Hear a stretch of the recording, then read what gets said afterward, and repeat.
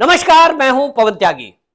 Uttar Pradesh police के 60,244 जवानों की भर्ती के मामले में जो पेपर लीक हुआ, उसके बाद योगी आदित्यनाथ ने कड़ा फैसला लेते हुए ये घोषणा कर दी कि ये परीक्षा दोबारा से होगी।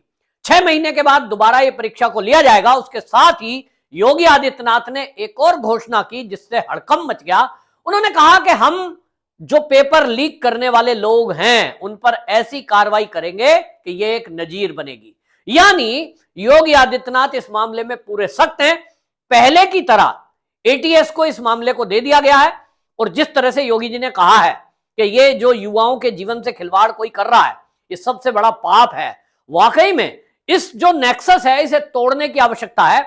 किसी तरह से आप देखें, खासतौर पर पुलिस भर्ती की अगर मैं बात करूं तो मैंने उत्तर प्रदेश में देखा है कि गांव गांव में बच्चे सुबह सुबह उठकर सड़क पर दौड़ लगा रहे होते हैं, कितनी मेहनत करते हैं और उस मेहनत के बावजूद यदि कोई उस परीक्षा को लीक करके और पैसे के बल पर उस वैकेंसी में नौकरी पा ले तो ईमानदार और जो मेहनतकश बच्चे हैं उनके साथ ये अन्याय होता है। और पहले की सरकारों में ये होता रहा है कि जो ईमानदार हैं, जो मेहनती हैं, जो एक गरीब किसान का बच्चा है, वो कभी आया नहीं, क्योंकि पैसे वाले लोग जिनकी नेताजी तक पकड़ होती थी, नेताओं के पास पैसे पहुंचा दिए, सूची बनके तैयार हो गई। नामचार को रेस भी लगाई जा रही है, नामचार को परीक्षाएं भी हो रही हैं, और लेकिन वो लिस्ट सूची जो है नेताओं के हवाले से होते हुए लखनऊ पहुंचा करती थी, नियुक्तियां हो जाया करती थी। 5-5 लाख रुपए रिश्वत दे करके कोई अगर सिपाही भर्ती होगा जहां तनख्वाह मात्र 30 से 40 हजार रुपए मिलनी हो, सोचिए उस पैसे को कैसे रिकवर करेगा। वो कुछ 2 नंबर का काम करेगा, रिश्वत लेगा फिर थाने में जहां भी पोस्टिंग होगी। योगी जी ने इस बात को बारीकी से समझा और अब जो घोषणा की है, जिस तरह की कार्रवाई पहले भी होती रही है कि पहली बात तो उन पर एनएसए लगा दिया जाए।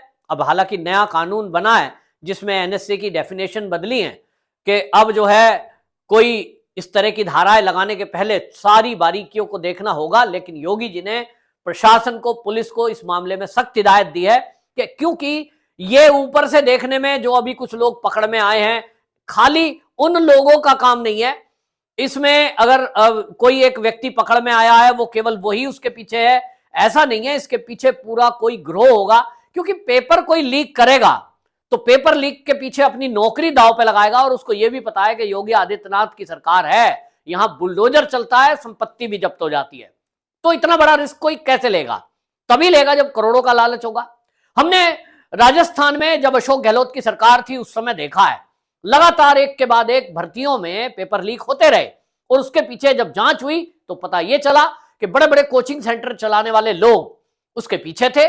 करोड़ों रुपया वो वहां ऊपर अफसरों तक पहुंचा रहे थे, नेताजी इन्वॉल्व थे और पेपर लीक हुआ था तो बच्चों को उस पेपर को बेचकर करोड़ों रुपए इकट्ठे होते थे। ये खेल चलता था। लेकिन उत्तर प्रदेश में इस खेल को योगी आदित्यनाथ ने बंद कर दिया। 2017 में जब योगी जी पहली बार मुख्यमंत्री बने, उनकी पहली प्राथमिकता थी भ्रष्टाचार को मिटाना। और भ्रष्टाचार को मिटाने के लिए समझिए कि विभागीय जो स्तर है उसको ठीक किया, सबसे पहले पुलिसिया सिस्टम को ठीक किया। और मेरे कुछ मित्र जो उत्तर प्रदेश पुलिस में हैं, जब मैं उनसे मिलता था, भाई क्या हाल है, कैसा चल रहा है, तो उनका एक शब्द था, मेरे एक मित्र हैं वो बड़े कहते हैं योगी जी को और कोई काम नहीं है, केवल इन्होंने उत्तर प्रदेश में एक ही विभाग पकड़ा हुआ है, वो है पुलिस। बोले जब देख लो पुलिस का ये अधिकारी सस्पेंड, पुलिस का आईपीएस सस्पेंड, ये ट्रांसफर वो ट्रांसफर। बोले साहब पुलिस के पीछे योगी जी तो हाथ धो के पड़ गए हैं। क्यों कहा था? क्योंकि योगी जी को यह बात पता था कि यदि पब्लिक को राहत देनी है तो इस पुलिस सिस्टम को ठीक करना पड़ेगा। और पुलिस सिस्टम कैसे ठीक होगा? जब पुलिस की भर्ती में ही 5 लाख रुपए एक सिपाही रैंक के व्यक्ति से ले लिए जाएंगे, जहां उसकी तनख्वाह 30 हजार मिलनी है, भर्ती में वो बेचारा कितने दिनों से मेहनत कर रहा है, कोई रेस लगा रहा है, कोई उम्मीद जगाए है पूरे परिवार से। और गरीब किसानों के बच्चे किस तरह से एक उम्मीद लगाते हैं कि पुलिस की वैकेंसी निकली है तो हम इसमें भरेंगे फार्म और हमारा इसमें चयन हो जाएगा। लेकिन होता क्या था, जब समाजवादियों की सरकार थी तब नेताओं के घरों पर बैठ करके वो सूची बना करती थी। बड़े बड़े अधिकारी कह दिया करते थे कि भैया पैसे दिए बगैर ये इसमें आना मुश्किल है, नामचार को 2-4 वैकेंसी भले ही आ जाए। योगी जी ने सबसे पहले इसी सिस्टम को ठीक करने के लिए शुरुआत की और उन्होंने जिस तरह से भर्ती बोर्ड में अधिकारियों को लगाया, भर्ती बोर्ड में ईमानदार अफसरों को लगाया, तो योगी जी के उस बदलाव का असर आज की डेट में जो नए नियुक्त हुए पुलिस के बच्चे हैं उत्तर प्रदेश में, आप देखिए, उन्हीं के बेस पर आज उत्तर प्रदेश के लॉ एंड ऑर्डर की बात पूरे भारत ही नहीं तो दुनिया में होती है। आज उत्तर प्रदेश की पुलिस की बात करें तो अभी जैसे एसटीएफ ने काम किया है इस पेपर लीक घोटाले में, 24 घंटे के अंदर जो पहला मुख्य आरोपी है उसको पकड़ लिया है। पहला मुख्य आरोपी कहना गलत है क्योंकि अभी तो और पकड़े जाने हैं, उसमें आरोपी को गिरफ्तार कर लिया और अभी जो है पता लग रहा है कि उस नेक्सस के पीछे कौन कौन लोग हैं। मथुरा से पहली बार वो पेपर व्हाट्सएप पर आया, फिर उसके आंसर हैं, फिर वो भेजे जा रहे हैं। ये सारी चीजें ये चलती आई है। इस सिस्टम में मूलभूत सुधार करने की आवश्यकता है। आप देखिए ये जो पेपर लीक है कैसे होता है भाई, सब सेंटरों पर जहां जहां सेंटर है वहां वो पेपर भेजना ही पड़ेगा। पेपर को फुल प्रूफ करने के लिए इस बार क्या प्रयोग किया गया है, योगी जी ने इसका बदलाव किया कि सब जगह प्रिंटिंग मशीन लगा दी गई और वो जो आप देखते हैं प्रिंटर होता है उससे कॉपी निकालनी है। अब क्योंकि आप सोचो कि लगभग जो है इसमें 40 लाख बच्चों ने एग्जाम दिया है, परीक्षा में बैठे हैं, 60,244 वैकेंसियां हैं। अब ये जो वैकेंसी देने के लिए 40 लाख बच्चे फॉर्म भर रहे हैं, इसमें खाली यूपी के नहीं हैं, बिहार के भी हैं, हरियाणा के भी हैं, अन्य राज्यों के बच्चों ने भी इसमें फॉर्म भरा है। 60,000 वैकेंसी अपने आप में एक रिकॉर्ड है।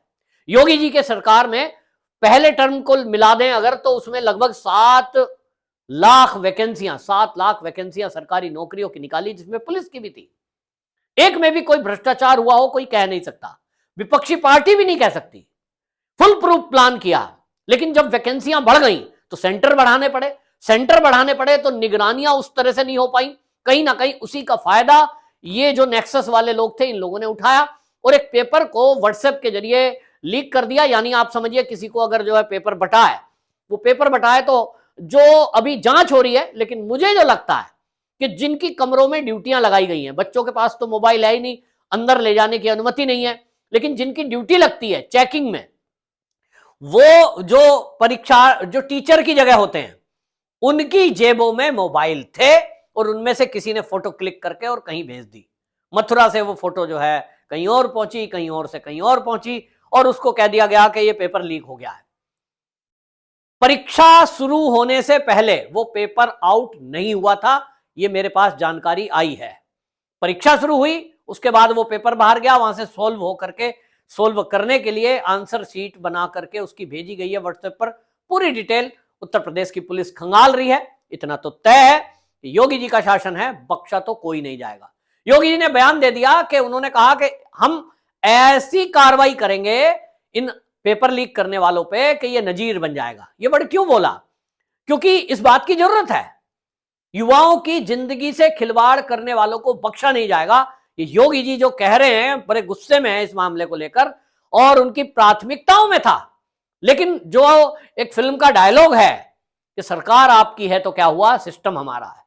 अभी भी सिस्टम में कुछ लोग ऐसे बैठे हैं और सिस्टम में बैठे हुए लोगों की वजह से इस तरह से युवाओं की जिंदगी के साथ खिलवाड़ होता है। आप सोचिए कोई बच्चा तैयारी कर रहा है पिछले 6 महीने से, फिर उसने पेपर की तैयारी की, पेपर देने के लिए किराया खर्च किया। मैंने तो वो दृश्य देखे, मुझे देख करके बहुत मतलब एक अफसोस सा भी हुआ कि बच्चों के पास रहने के लिए कुछ नहीं है तो रेलवे स्टेशन प्लेटफॉर्म पर सीढ़ी को सिराना बनाकर कोई लोग तो वहां सो रहे थे। अब सोचिए सर्दी का मौसम है, लेकिन उन बच्चों को यह पता है कि बैग अंदर नहीं ले जा सकते, पेन पेंसिल के अलावा कुछ और सेंटर पर आप नहीं ले जा सकते, जमा कहां करें, रखे कहां, इसकी कोई व्यवस्था नहीं है कि भाई कहीं लॉकर होगा उसमें आप जमा कर सकते हैं, ऐसी कोई व्यवस्था ही नहीं है। तो बच्चों के लिए मजबूरी है। और इन सारी परेशानियों के बीच अगर ये पता लग जाए कि पेपर लीक हो गया, कुछ लोगों के पास पेपर पहुंच गया, वो भर्ती हो गए थोड़े से पैसे के बल पर, और जो मेहनती बच्चा है वो नहीं हो पा रहा है, तो सबकी उम्मीद थी कि योगी जी इस पर कड़ा एक्शन लेंगे। और योगी जी ने जैसे ही ये परीक्षा रद्द की, आपको बता दूं कि बाकायदा लखनऊ में बहुत सारे अभ्यर्थी इकट्ठे हुए थैंक यू योगी जी कहने के लिए। उन्होंने कहा कि कम से कम पहली बार ऐसा मुख्यमंत्री हमने देखा है कि बेशक अफवाह ही सही पेपर लीक की, पेपर लीक पूरी तरह से जिसको कहते हैं पहले परीक्षा के पहले पेपर लोगों के हाथ में पहुंच जाए, वो नहीं हुआ।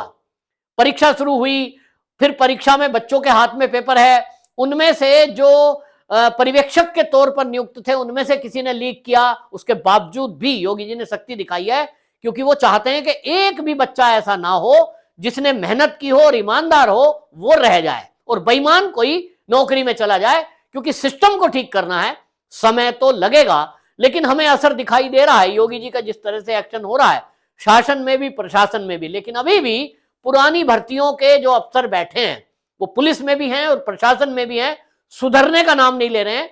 और उनको सुधारने के लिए असल में कानून आड़े आता है।